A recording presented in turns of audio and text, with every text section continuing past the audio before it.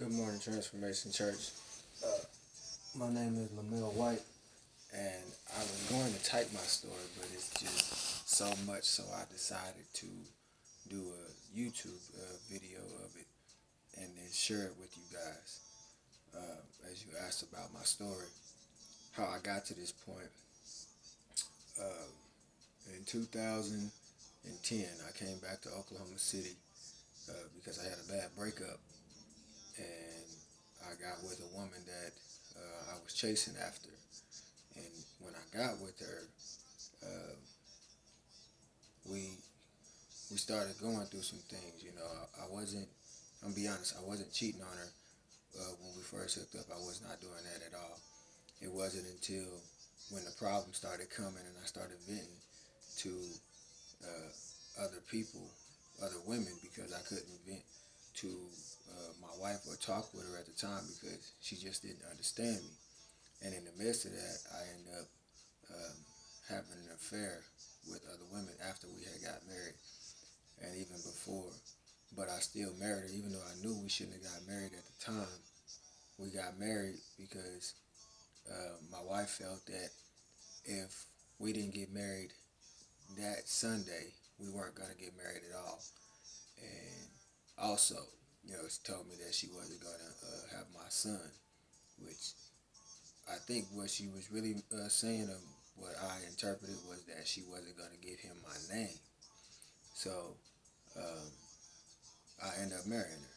We got married March the 11th, which is actually uh, 2 days from now, which is also our daughter's birthday, which she's not biologically my daughter, but I've been in her life since she was 18 months. So she's my daughter, you know. But I got to this point because we lost so much. Like we lost two children together. Mind you, she lost two children before me, uh, and then we lost two children together. We had LJ in 2012, and then in 2013 we were pregnant again, and we lost that child.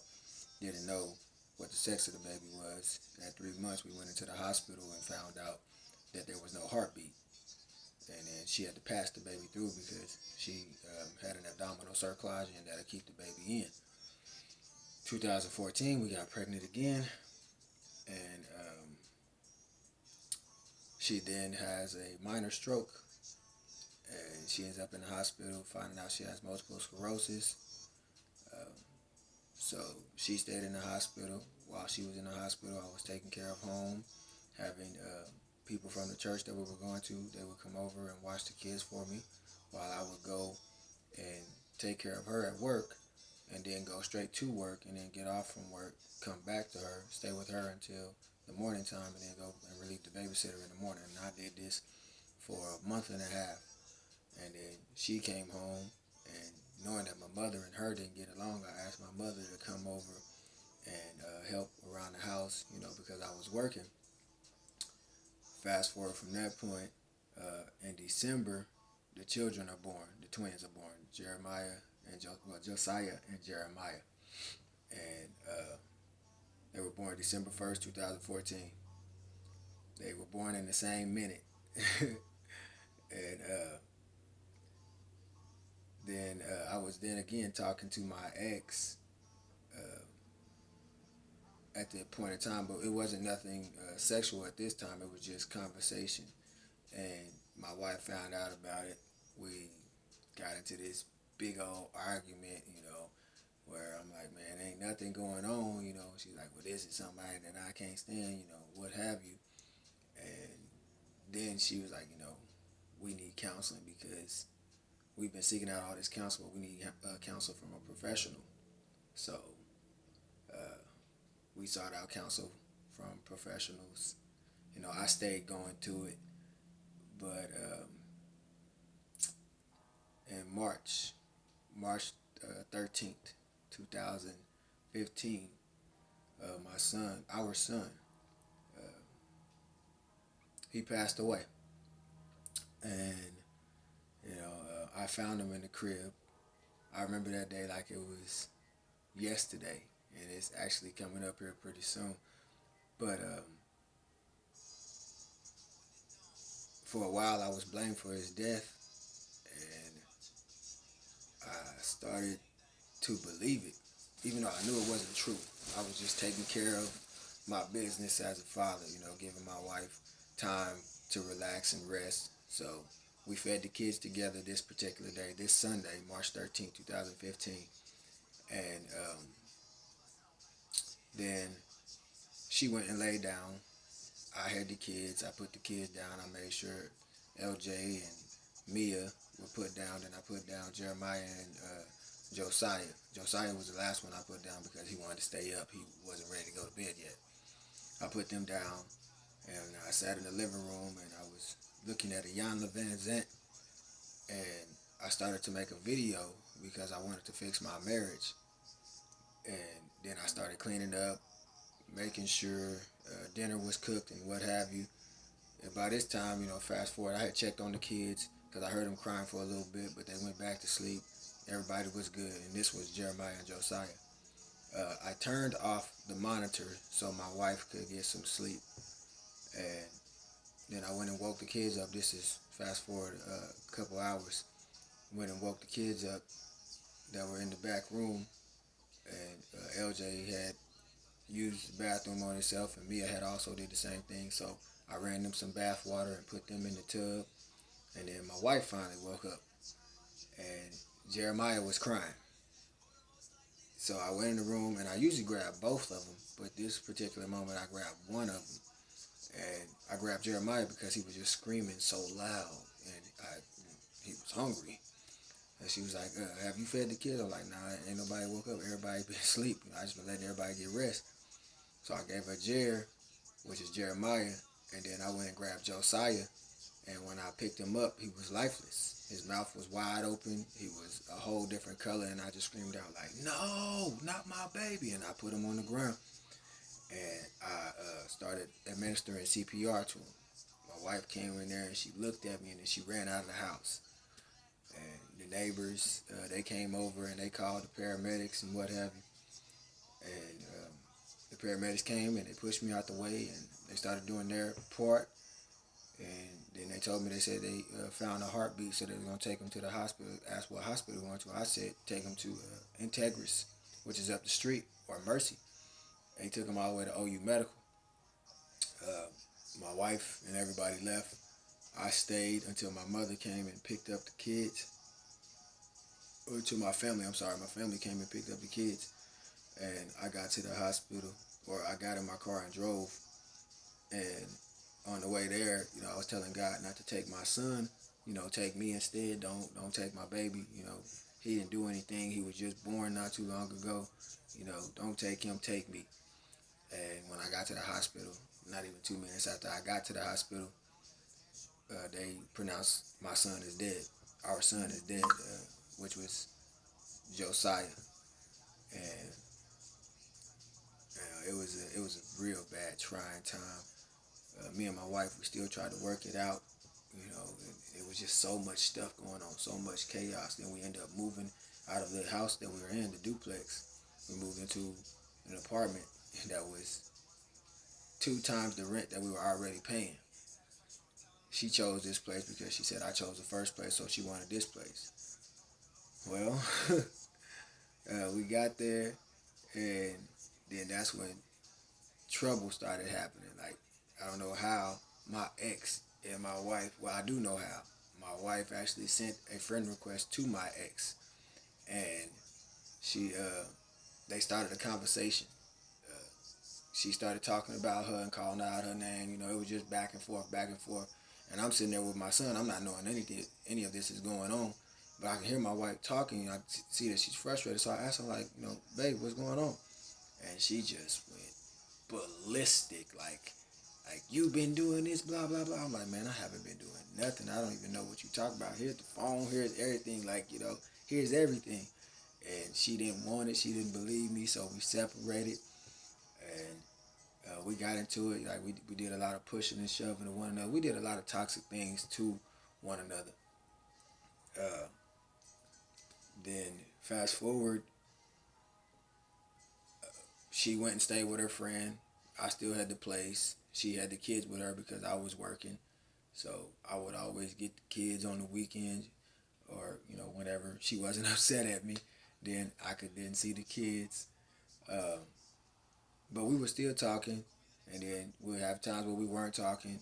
This particular moment, her and her friend had broke into my house and took things out of the house, took the other car that I had, which I had bought for her, to be honest, I did. But I was making a car payment, so I didn't feel like I should still be making a payment on a car that, you choosing to leave me. So I kept it. Well, they broke into the place, they took everything. When I got off work, I saw this, and I went and grabbed my son because I had one of them with me, which was Jeremiah. He was with the babysitter. And I saw her, and I saw red, so I kicked in the door where she was at. I drove up on the yard first, in the grass on the apartments, and then I kicked in the door where she was at. I went from one door to the other door, and I was trying to get in, and I couldn't, so I just kicked down the door in two kicks, and it fell in. And then I ran in the house, and I'm looking for her. I bust in the door, and there was some kids in one room with a dog, and she wasn't in there. And then I saw the light in the bathroom, and I kicked that door down. And I asked her, I said, "Where's my kids at, and where's my car at?" And she was like, I don't know. And I was like, okay, I'm going to ask you again. Where's my kids, and where's my car at? And she said, I don't know. And I was like, all right, remember that. So I left. I got down the street to the house because it was right down the street, and the police pulled me over.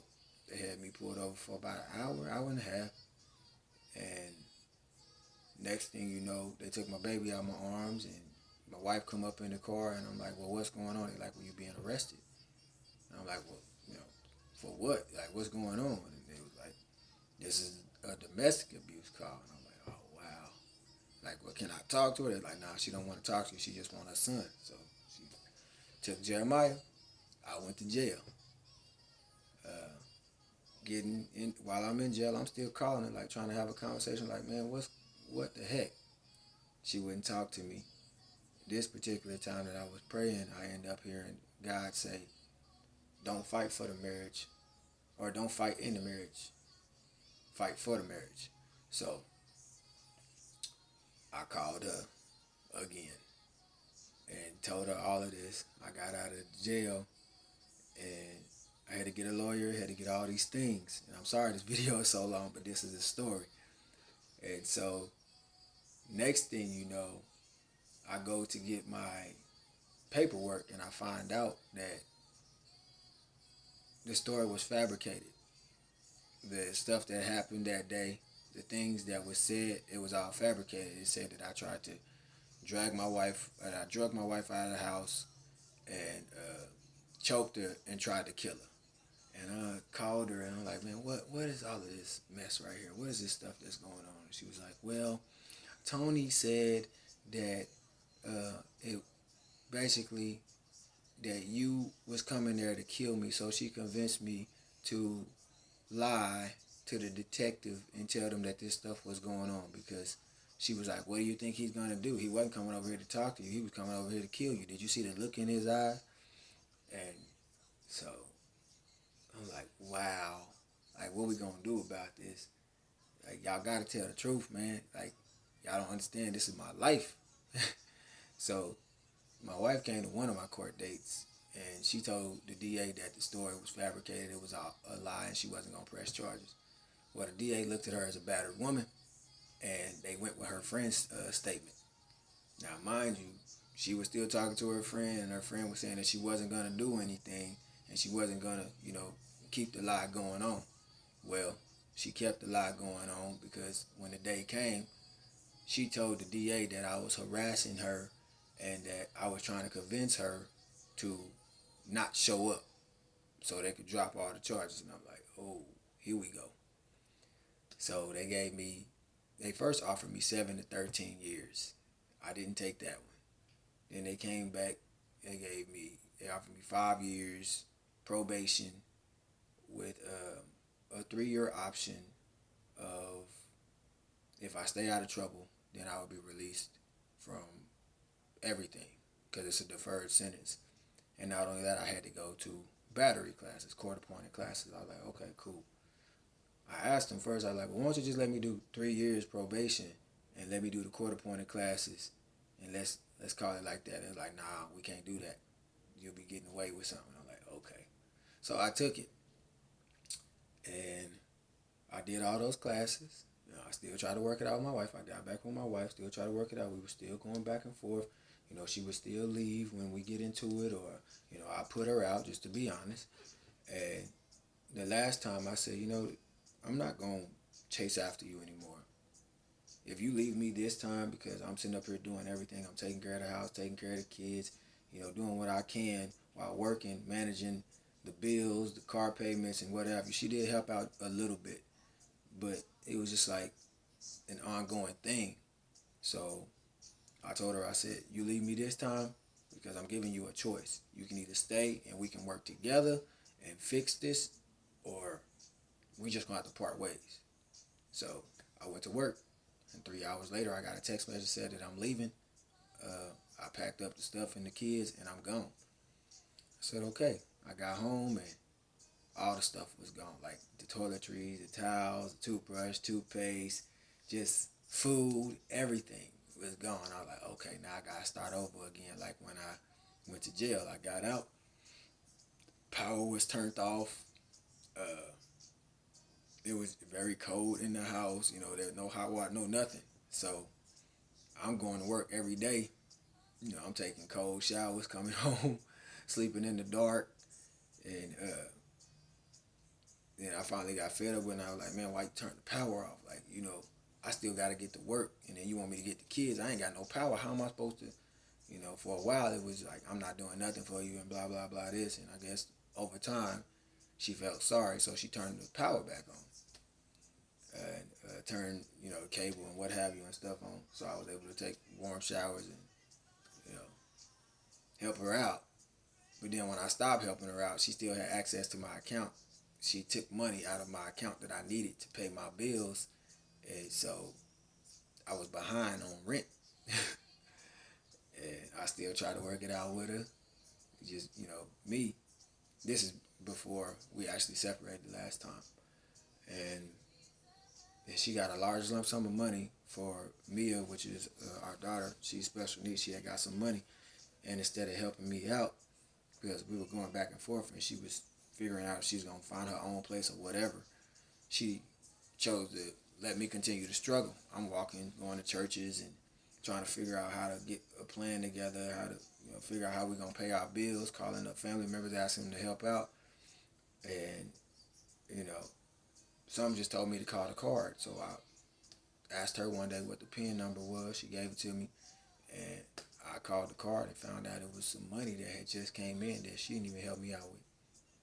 So I was livid.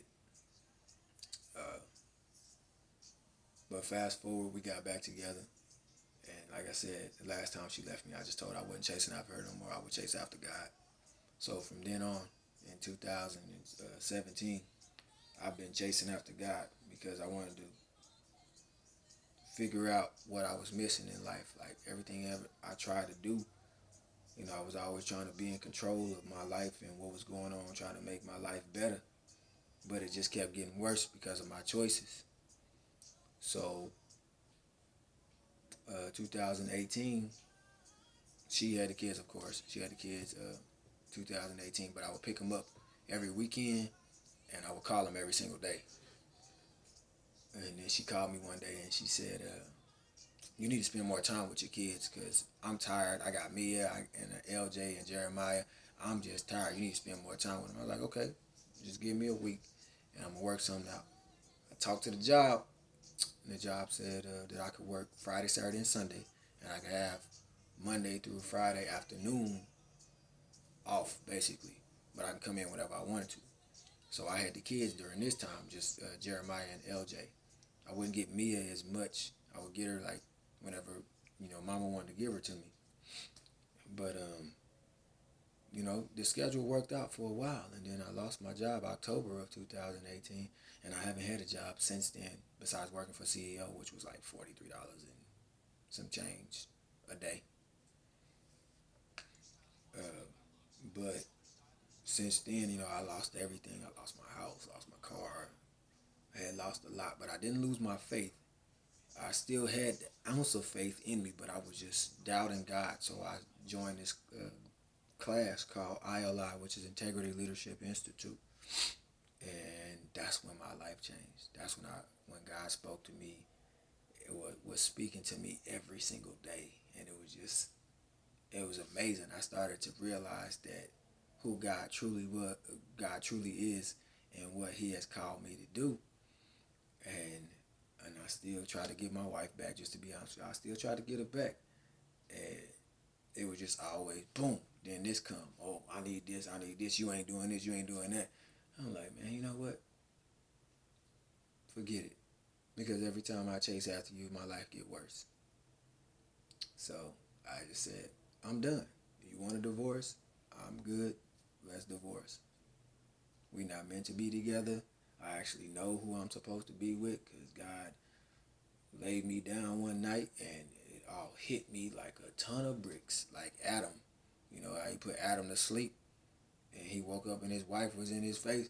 Basically, it was that same thing for me. So I just said, I'm going to just be patient. You know, you can't open one door until you close your previous door. And that's my story, how I got out here to Tulsa, Oklahoma. After losing everything, I received some calls and some friends of mine that follow me on YouTube and on my Facebook channel and Instagram. They had a house out here, and the Lord gave me choices. I had 5 choices between staying in Oklahoma City, Edmond, Oklahoma, Clinton, Oklahoma, not Broken, what is it called? DeKalb, Texas, and Tulsa.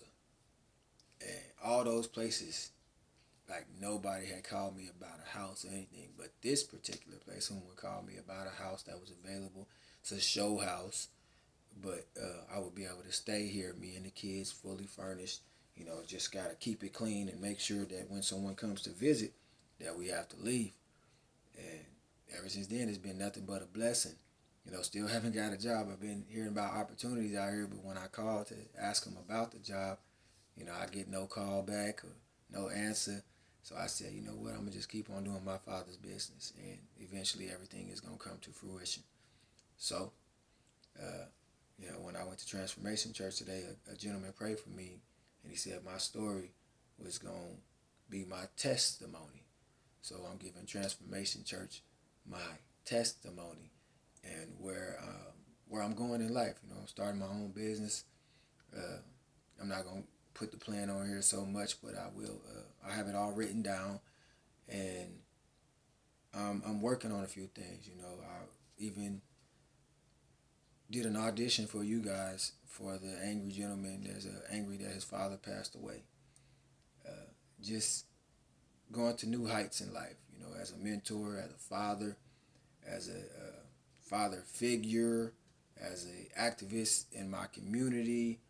The list goes on. If you follow me on YouTube, Instagram, Snapchat, or even Facebook, you can view my story. So thank you for listening to me. If you want to know what my YouTube channel is Knowledge DA Raven 2468. Thank you for listening. I love you guys. Blessings to you guys. Knowledge.